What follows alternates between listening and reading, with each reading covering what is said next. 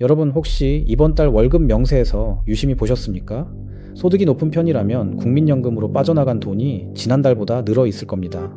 7월부터 보험료를 매기는 기준소득 상한이 올랐기 때문입니다. 그런데 하필 같은 7월 한국은행은 무려 3년 6개월 만에 기준금리를 다시 올렸습니다. 대출 이자가 오른다는 뜻이죠. 나가는 돈도 늘고 앞으로 갚아야 할 이자도 늘어난 이번 달. 도대체 우리 노후에 무슨 일이 벌어지고 있는 걸까요? 오늘은 올해 우리 노후를 바꾸는 두 가지 변화, 바로 금리 인상과 국민연금 개혁이 50대의 지갑과 노후를 어떻게 바꾸는지 하나하나 풀어드리겠습니다. 끝까지 보시면 지금 당장 무엇을 점검해야 하는지 세 가지로 깔끔하게 정리해드리겠습니다. 자, 그럼 시작하겠습니다. 먼저 첫 번째 사건, 금리부터 보겠습니다. 한국은행은 지난 7월 16일 기준금리를 연 2.5%에서 2.75%로 0.25%포인트 올렸습니다. 숫자만 보면 작아 보이지만 그 의미는 결코 작지 않습니다. 한국은행이 금리를 올린 건 2023년 1월 이후 무려 3년 6개월 만이기 때문입니다. 그동안 내리기만 하던 금리가 처음으로 방향을 튼 겁니다. 게다가 이번 결정은 금융통화위원 7명 전원이 찬성한 만장일치였습니다. 위원들 사이에 이견이 없었다는 건 그만큼 금리를 올릴 명분이 뚜렷했다는 뜻입니다. 올해 두 차례 인상을 전망하는데 8월 연속 가능성까지도 거론되는 상황입니다. 자, 조금 전에 들어온 금리 인상 속보를 전해드렸고요. 2.75%로 인상이 됐다는 소식을 전해드립니다. 그렇다면 한국은행은 왜 금리를 올렸을까요? 이유는 크게 세 가지입니다. 첫째는 물가입니다. 6월 소비자 물가가 3.2%까지 다시 오르며 좀처럼 잡히지 않았습니다. 둘째는 환율입니다. 원화 가치가 약해지면서 수입 물가를 더 자극했습니다. 셋째는 집값입니다.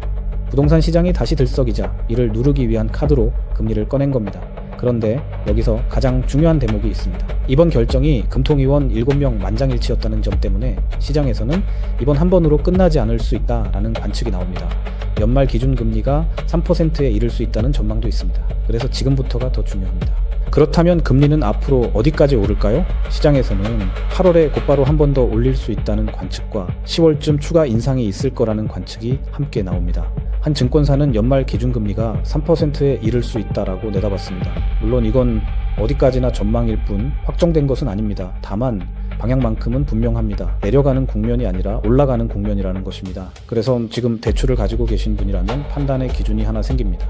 앞으로 금리가 더 오를 가능성에 대비할 것인가, 아니면 지금 수준에서 버틸 것인가. 특히 은퇴가 가까운 분일수록 이 판단을 미루지 않는 게 좋습니다. 소득이 줄어드는 시기에 이자가 늘어나는 조합은 생각보다 훨씬 무겁게 다가오기 때문입니다. 그럼 이 금리 인상이 50대의 지갑에 실제로 어떻게 닿을까요? 첫 번째는 빚, 즉 대출입니다. 빚이 있다면 이자 부담이 커집니다. 특히 변동금리 주택담보대출은 기준금리가 오르면 몇 달의 시차를 두고 매달 갚는 돈이 따라 오릅니다. 예를 들어 볼까요? 변동금리로 3억 원을 빌린 경우 금리가 0.25%포인트만 올라도 1년에 이자만 약 75만 원, 매달로 치면 6만 원 안팎이 더 나갑니다. 만약 예고대로 금리가 한 번 더 오르면 그 부담은 그만큼 또 커집니다. 은퇴를 앞둔 분이라면 이 부분을 특히 눈여겨보셔야 합니다. 매매에 이어 전월세까지 고공행진 중인 부동산 시장엔 큰 영향을 주지는 않을 것이란 전망이 여전히 많습니다. 시중에 나온 물건 자체가 많지 않다는 겁니다.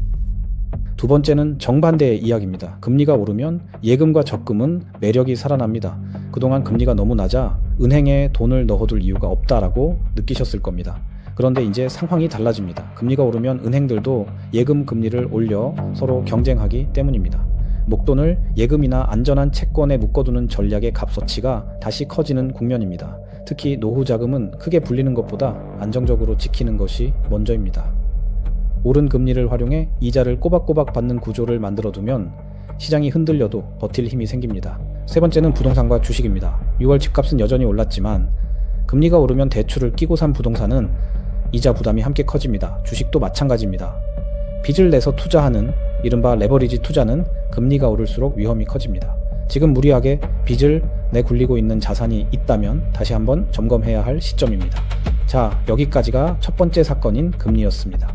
그런데 같은 7월 이보다 더 조용하지만 어쩌면 더 큰 변화가 시작됐습니다. 두 번째 변화, 바로 국민연금 개혁입니다. 국민연금이 이렇게 크게 바뀐 건 2007년 이후 18년 만인데 2025년 국회를 통과해 올해 1월부터 시행되고 있습니다. 그리고 이번 7월 보험료를 매기는 기준이 또 한 번 조정되면서 실제로 내는 돈이 달라졌습니다. 그만큼 이번 변화는 우리가 지금 내는 돈과 나중에 받을 돈을 동시에 흔듭니다. 무엇이 어떻게 달라졌는지 하나씩 짚어보겠습니다. 결론부터 말씀드리면 이번 개혁은 더 내고 더 받는 방향으로 설계됐습니다. 그래서 손해인지 이득인지는 끝까지 들어보셔야 제대로 판단하실 수 있습니다. 국민연금에 대한 원가를 좀 생각을 해봐야 돼요. 보험료율 1%당 소득 대체율 3.3%를 받으면 웬만큼 받아가는. 첫 번째 변화는 내는 돈입니다. 보험료율이 9%에서 9.5%로 올랐습니다. 그런데 여기서 끝이 아닙니다.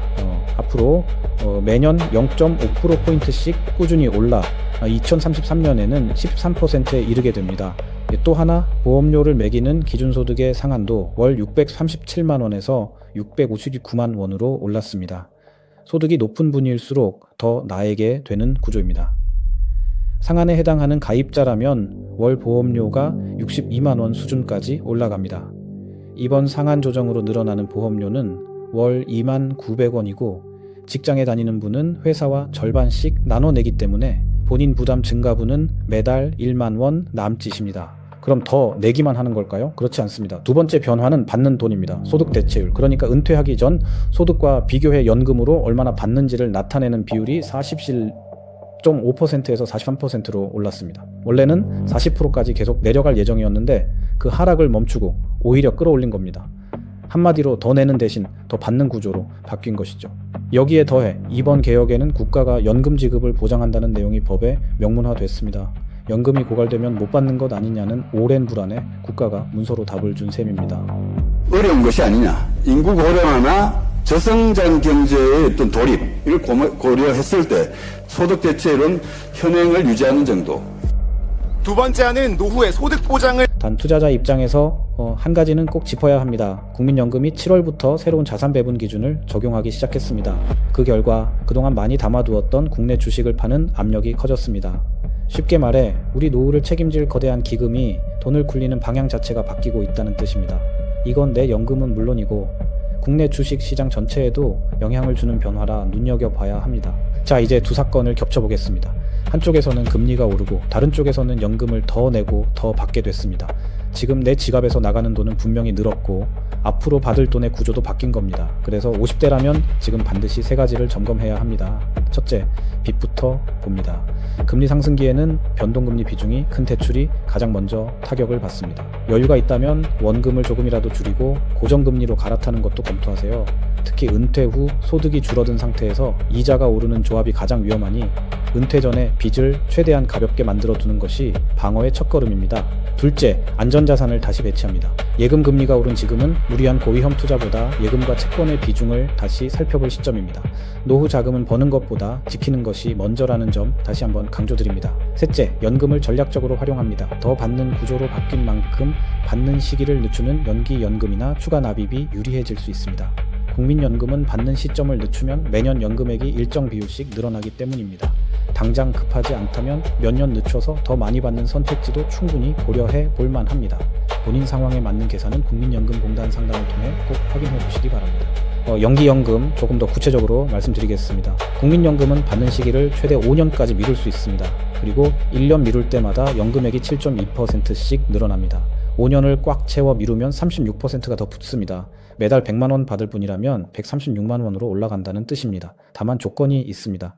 미루는 동안에는 연금이 나오지 않으니 그 기간을 버틸 다른 소득이 있어야 합니다. 통계적으로는 대략 82세 4를 넘겨 사시면 미뤄서 받는 쪽이 총액에서 앞서는 것으로 봅니다. 반대 방향도 있습니다. 앞당겨 받는 조기 수령은 1년 당길 때마다 6%씩 깎이고 최대 5년을 당기면 30%가 줄어듭니다. 그리고 이 감액은 평생 그대로 유지됩니다. 100만 원 받을 분이 5년 일찍 받으면 평생 70만 원입니다. 급하다고 쉽게 결정할 문제가 아니라는 뜻이죠. 정답은 사람마다 다릅니다. 중요한 건 이런 선택지가 있다 아는 걸 알고 내 상황에 맞춰 직접 계산해 보는 것입니다. 참고로 내 예상 수령액과 미뤘을 때 늘어나는 금액은 국민연금공단 홈페이지나 콜센터에서 직접 조회하실 수 있습니다. 숫자를 눈으로 확인하고 나면 판단이 훨씬 쉬워집니다. 오늘 한번 확인해 보시길 권해드립니다. 금리는 3년 6개월 만에 방향을 틀었고 연금은 18년 만에 판을 바꿨습니다. 하나는 지금 나가는 돈을, 다른 하나는 앞으로 받을 돈을 건드립니다. 이 두 변화를 알고 대비하는 사람과 모르고 지나치는 사람의 노후는 시간이 갈수록 크게 벌어질 겁니다. 오늘 말씀드린 세 가지 부채 점검과 안전자산 재배분, 그리고 연금 수령 전략만 기억하셔도 충분합니다. 오늘 내용이 도움이 되셨다면 구독과 알림 설정 부탁드립니다. 참고로 오늘 내용은 정보 제공을 위한 것이며 투자와 자산 판단은 본인의 책임이라는 점 잊지 마시기 바랍니다. 경제줍줍이었습니다.